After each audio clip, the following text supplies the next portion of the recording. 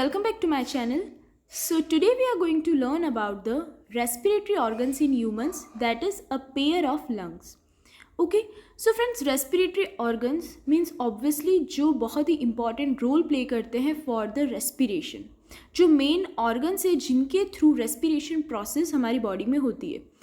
So friends, respiration आपको पता ही है जिसमें inhaling and exhaling दोनों ही आता है. एक्सचेंज ऑफ गैसेस का सरफेस प्रोवाइड करते हैं कौन? लंग्स. ओके, इट मीन्स हम जो एयर ले रहे हैं मिक्सचर ऑफ गैसेस, उसमें से जो ऑक्सीजन है वो हमारी बॉडी में एब्जॉर्ब हो जाएगी एंड जो CO2 या अदर वेस्ट गैसेस हैं वो सारी क्या होंगी, वापस से एक्सेल हो जाएंगी, हमारी बॉडी से रिमूव हो जाएगी. ओके, तो इसके लिए जो सरफेस एरिया जो काम करता है वो कौन करते हैं? हमारे respiratory organs, that is lungs.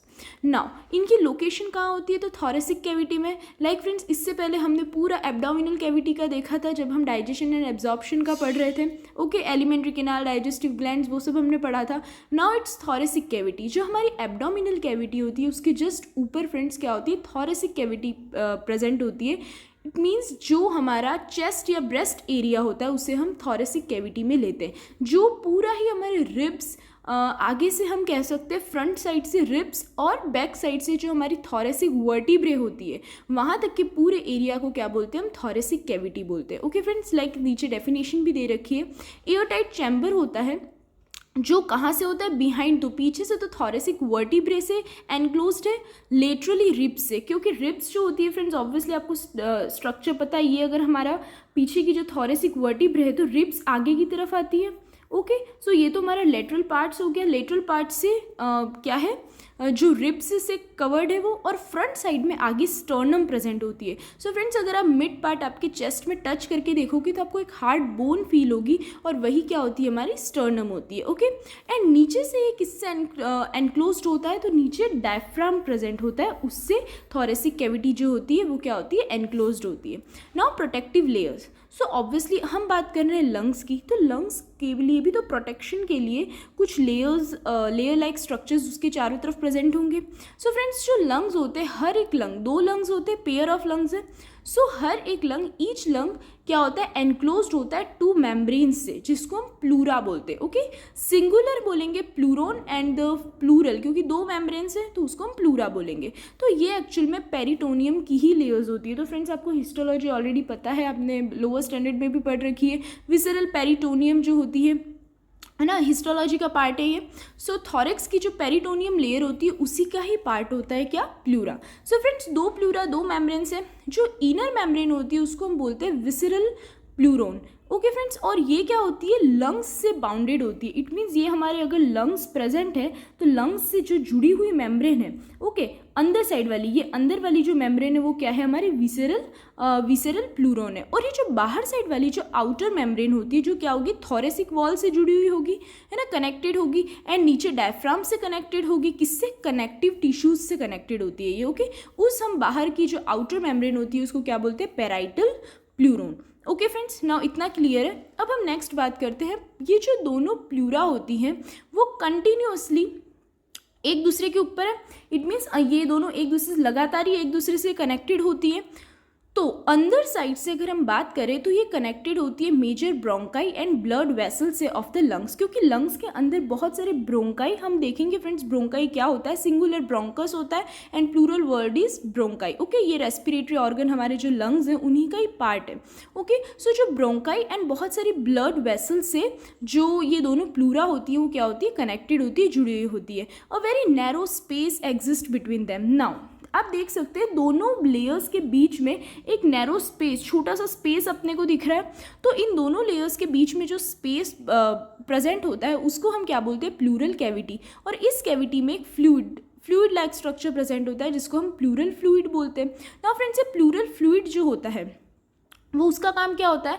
तो ये प्लूरल फ्लूइड है फ्रेंड्स, उसका फंक्शन होता है लुब्रिकेशन का.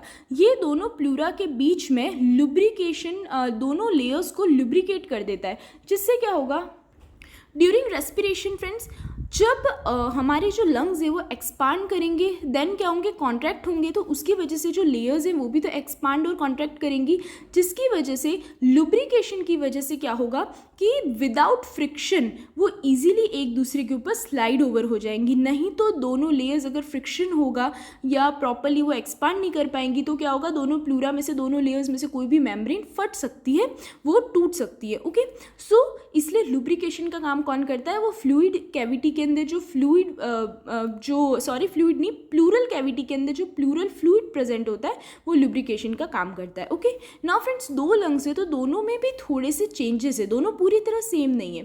जो राइट लंग होता है उसके अंदर 3 लोब्स प्रेजेंट होती है एंड उन तीनों लोब्स को सेपरेट करने का काम कौन करता है, 2 फिशर्स। ऑब्वियसली फ्रेंड्स नीचे डायग्राम ड्रॉन है, हम इस डायग्राम को भी बहुत अच्छे से स्टडी करने वाले हैं, बट पहले हम एक बार थ्योरेटिकल पोर्शन फिनिश कर लेते हैं, उसके बाद हम वापस से एज अ रिविजन हम पूरे उस डायग्राम को समझेंगे। ओके, देन जो लेफ्ट लंग होता है वो कैसा होता है, 2 लोब्स होती है उनके अंदर और सिंगल फिशर से दोनों कनेक्टेड क्या होते हैं, सेपरेटेड होते हैं। फिशर आपको पता ही है फ्रेंड्स, ग्रूव लाइक स्ट्रक्चर है ना, एक चैनल बना हुआ होता है जो दोनों लोब्स को, दोनों पार्ट्स को क्या कर रहा है, सेपरेट कर रहा है।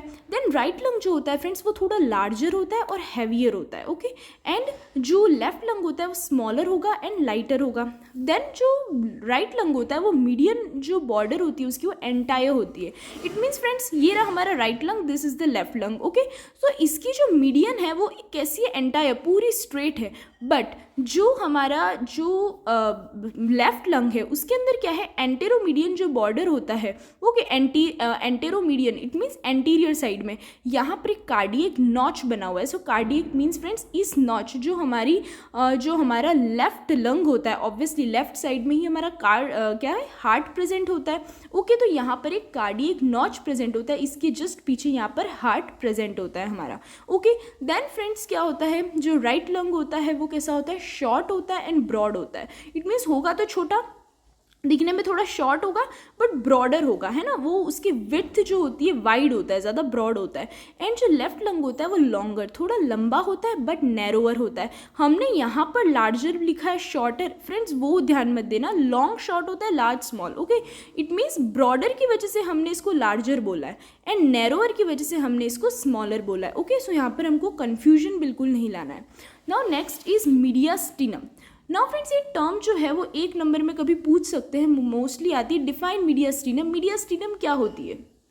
सो फ्रेंड्स जो प्लूरा होती है दोनों साइड्स की, इट मीन्स हम दोनों लंग्स की बात कर रहे हैं, दोनों लंग्स जो हैं उनके दोनों ही साइड, यहाँ पर भी प्लूरा प्रेजेंट है, यहाँ पर भी प्लूरा प्रेजेंट है। ओके, तो दोनों ही जो लेयर्स होती है प्लूरा की दोनों साइड्स में, वो जहाँ पर मिलती हैं, ये मिल करके यहाँ पर पोर्शन में जहाँ पर मिलेंगी उधर एक सेप्टम प्रेजेंट होता है और उस जगह पे उस सेप्टम को ही हम क्या बोलते हैं, मीडियास्टिनम बोलते हैं। सो फ्रेंड्स हम डायग्राम में देख लेते हैं कि ये रहेगी, दोनों आपको लेयर्स दिख रही हैं, है ना, ये है विसेरल प्लूरोन एंड जो बाहर वाली वो है पैराइटल प्लूरोन। सेम यहाँ पर भी सेम वही होगा, ये दोनों ही प्लूरा जहाँ पर मिलती है तो इस एरिया को क्या बोलते हैं, मीडियास्टिनम कहा जाता है, जहाँ पर दोनों ही जो लेयर्स है वो आकर के मिल रही है।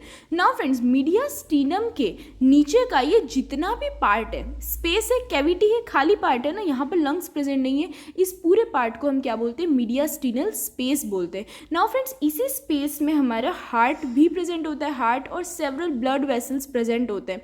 ओके, सो इस एरिया को, इस खाली जो हम कह सकते हैं एरिया को क्या बोलते हैं, मीडियास्टिनल स्पेस होता है, जो एक्चुअल में हार्ट के लिए होता है। ओके, नाउ नेक्स्ट इज यही पॉइंट है जो अभी मैंने आपको एक्सप्लेन किया, 2 प्लूरा जो होती है वो सेपरेट करती है, जहाँ पर मिल रही है उसको तो हम मीडियास्टिनम बोलेंगे, एंड जहाँ पर सेपरेट होकर के कैविटी बना रही है उसको हम क्या बोलते हैं, मीडियास्टिनल स्पेस बोलते हैं। ना फ्रेंड्स लंग्स के एक्सटर्नल फीचर्स कैसे होते हैं, तो obviously soft spongy like structures होते हैं, इलास्टिक ऑर्गन्स हैं, एक्सपांड करते हैं, रिलैक्स करते हैं। Okay, then with smooth shining surface marked out with numerous polyhedral areas। so polyhedral areas आपको पता ही है फ्रेंड्स, इस टाइप के स्ट्रक्चर्स अंदर बहुत सारे प्रेजेंट होते हैं, पॉलीहेड्रल शेप्स जो होती है, ऐसे बहुत सारे स्ट्रक्चर्स वहाँ पर प्रेजेंट होते हैं। ओके, किसके अंदर, लंग्स के अंदर।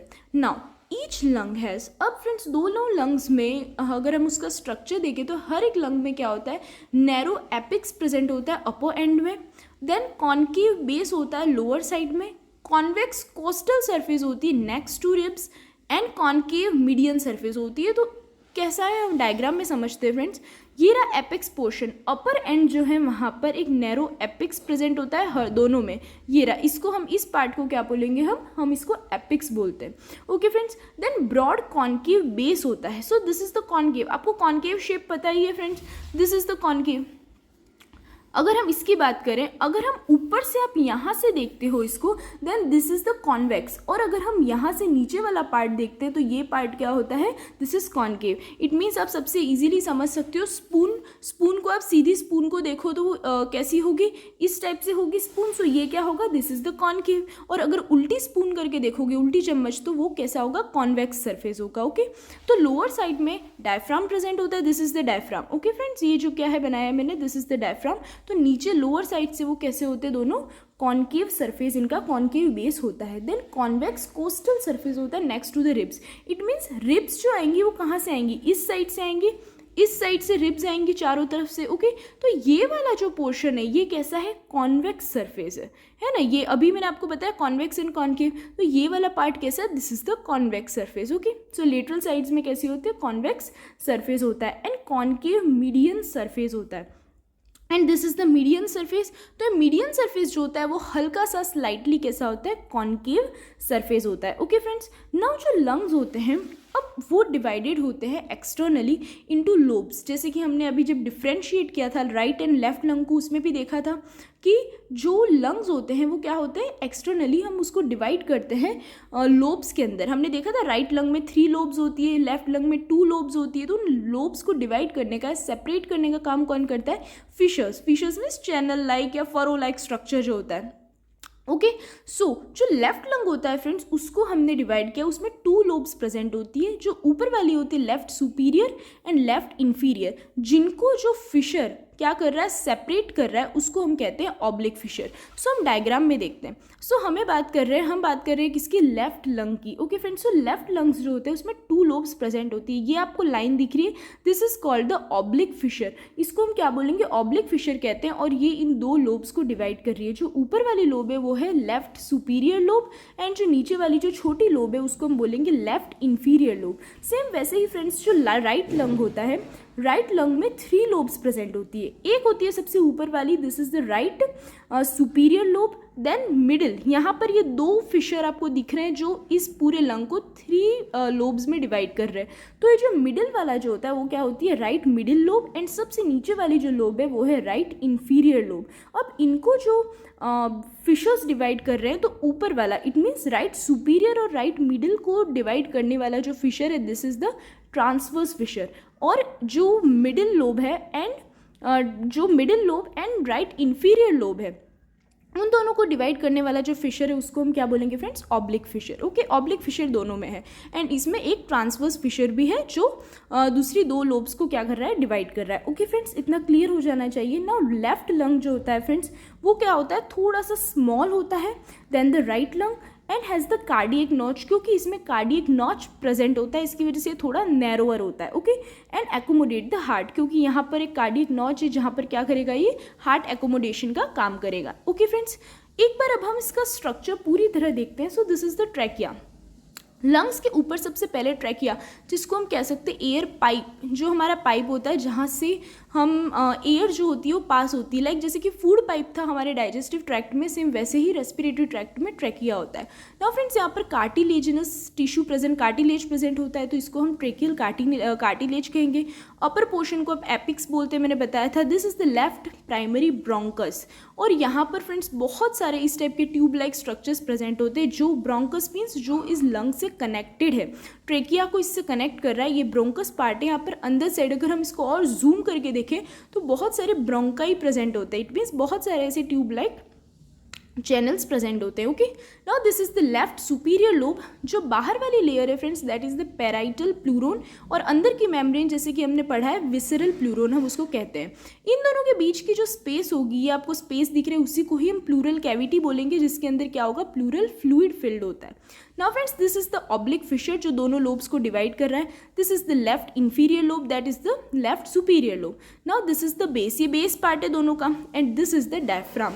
जो इन दोनों लंग्स को या थोरेसिक कैविटी को नीचे से एनक्लोज्ड करता है। नाउ फ्रेंड्स, जैसे कि पहले बताया था, ये क्या है, मीडियास्टिनल स्पेस है। This is the mediastinum part and this is the cardiac नोच, और इस कार्डियक नोच की वजह से ही ये जो लंग है वो क्या होता है, नैरोअर होता है, स्मॉलर होता है। नाउ अब हम बात करते हैं फ्रेंड्स लेफ्ट लंग की। सो this is the right superior lobe, है ना, ये राइट सुपीरियर लोब है, और इसको यहाँ पर ये this is the transverse fissure जो इसको सेपरेट कर रही है किससे, राइट मिडिल लोब से। देन राइट मिडिल लोब के बाद ऑब्लिक फिशर प्रेजेंट होता है जो इसको सेपरेट करता है किससे, इंफीरियर लोब से। Okay, right inferior lobe, right और लेफ्ट तो हम इसलिए बोल रहे हैं, इसलिए इस लंग की बात कर रहे हैं हम उसके। ओके फ्रेंड्स, तो इस हिसाब से इस अकॉर्डिंग हमने ह्यूमन ट्रेकिया और लंग्स के बारे में पूरा स्टडी कर लिया है। नाउ ये जो डायग्राम बचा है वो हम थोड़ी देर बाद पढ़ेंगे जब हम इसका इंटरनल स्ट्रक्चर देख लेते हैं। Okay friends, now friends, internal structure of the lungs. So हर एक लंग की हम बात करें तो वहाँ पर एल्वियोलर डक्ट प्रेजेंट होती है जो क्या करती है, एक चैम्बर में ओपन होती है जिसको हम बोलते हैं एल्वियोलर सैक या फिर इन्फंडिबुलम। सो फ्रेंड्स, एक बार हम डायग्राम में आपको बताती हूँ इसको। सो फ्रेंड्स, हियर ये रहा हमारे लंग्स। इन लंग्स को अगर हम जूम करके देखते हैं फ्रेंड्स, तो यहाँ पर this is the alveolar duct.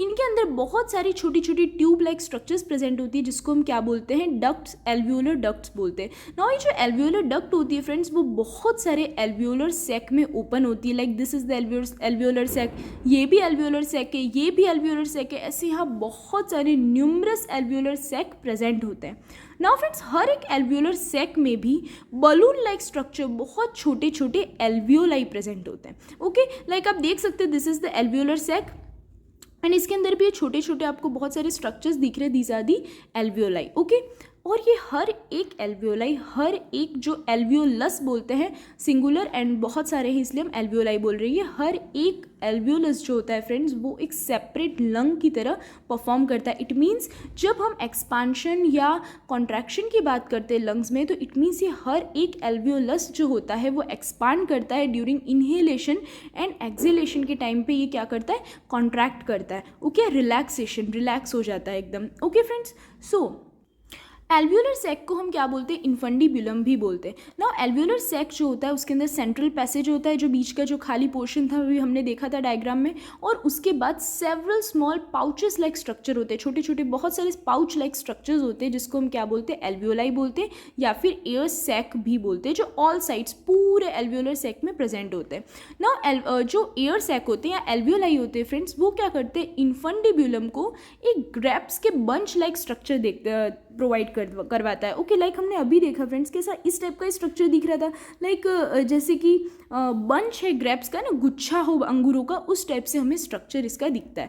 Then alveoli जो होती है उनकी बहुत थिन वॉल प्रेजेंट होती है उनके ऊपर, जो किसकी बनी होती है, simple moist non ciliated. Okay, it means उनमें सिलिया प्रेजेंट नहीं होंगे, हेयर लाइक स्ट्रक्चर्स प्रेजेंट नहीं होते, स्क्वामस एपिथेलियम इनमें प्रेजेंट होता है। ओके, स्क्वामस एपिथेलियल टिश्यू होता है इनके अंदर।